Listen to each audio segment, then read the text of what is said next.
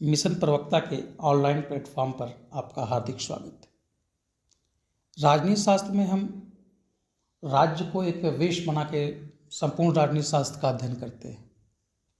तो आइए जानते हैं कि राज्य के कितने तत्व होते हैं या किनसे मिलकर राज्य का निर्माण होता है। वैसे तो तमाम विचारकों ने राज्य के तत्व के बारे में अपना अलग अलग मत दिया है, लेकिन एक सर्वमान्य मत निकल के आता है कि राज्य के 4 आवश्यक तत्व होते हैं। वे तत्व कौन से हैं, आइए आगे जानने का प्रयास करते हैं।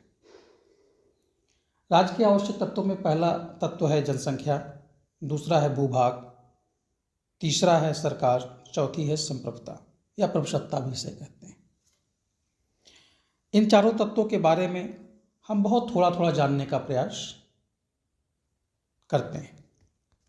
राज्य के पहले आवश्यक तत्वों में पहला जो आवश्यक तत्व है वो है जनसंख्या।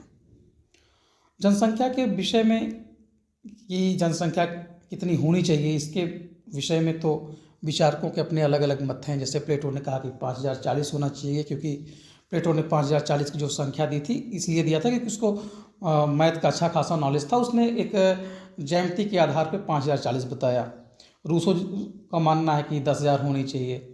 लेकिन हम राज्य की जनसंख्या के बारे में कितनी होनी चाहिए, यदि सबसे सन्निकट देखा जाए और जैसे व्यवहारिक जीवन में हम कहें तो लागू होने वाली चीज़ें हैं, तो हम अरस्तु के निकट जाते हैं। अरस्तु का मानना था कि राज्य की जनसंख्या उतनी होनी चाहिए जिससे राज्य अपने लोगों का भरण पोषण कर पाए।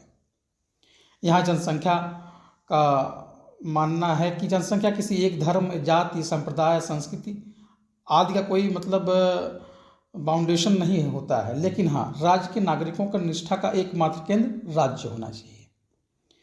राज्य के विषय में तमाम विचारकों ने अपने अपने मत दिए हैं। जैसे सोल्टाउन ने कहा कि राज्य में जनता की संख्या, उपयोग और वस्तुओं की उपलब्धि, वांछित जीवन स्तर तथा सुरक्षा एवं उत्पादन की आवश्यकता से होनी चाहिए।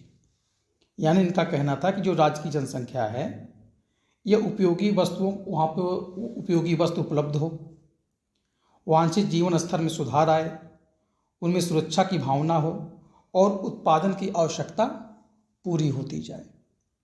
उसी तरीके से डिग्वी ने कहा कि जनसंख्या इतनी होनी चाहिए कि शासक और शासित दोनों में स्पष्ट अंतर प्राप्त हो।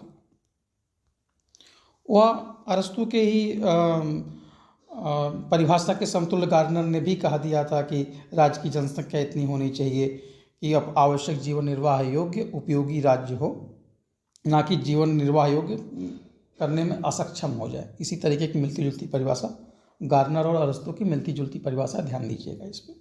दूसरी हम राज्य के आवश्यक तत्वों में चर्चा करते हैं भूभाग की। भूभाग का मतलब निश्चित भूभाग होता है। क्लेवर ऐसा प्रथम लेखक था जिसने राज्य के लिए निश्चित भूभाग का होना आवश्यक बताया था। वर्तमान समय में निश्चित भूभाग का तात्पर्य होता है कि एक निश्चित सीमा रेखा हो। इन सीमा रेखा के अलावा जो हमारे विदेशों में राजदूतों के निवास के लिए जो स्थान उस राज्य के द्वारा निर्धारित किया जाता है वो भी निश्चित भूभाग के अंतर्गत ही आता है।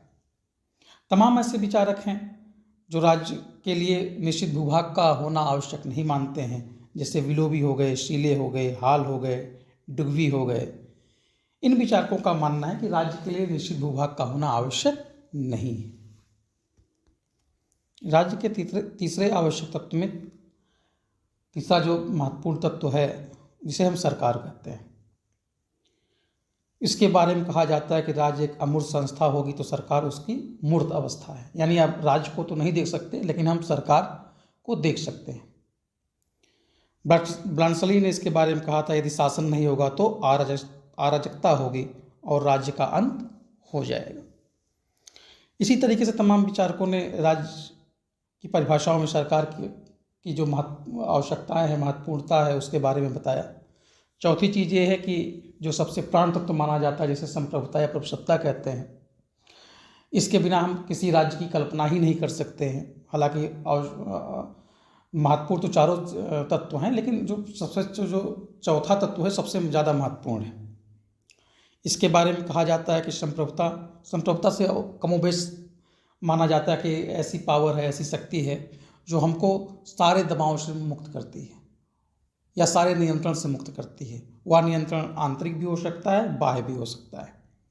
उसके बारे में तमाम विचारकों ने कहा था। कल मैंने संप्रभुता के बारे में बताया भी था। गार्डनर का एक कोटेशन था कि संप्रभुता को त्यागना मतलब आत्महत्या करने के समान है।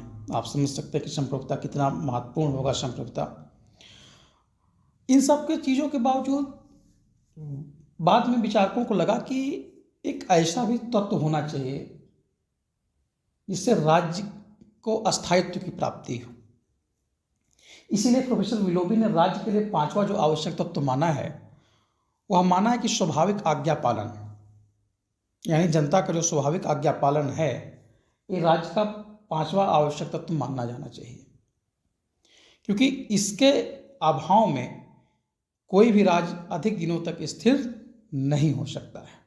इसी तरीके की महत्वपूर्ण जानकारी के लिए जुड़े रहें अपने चैनल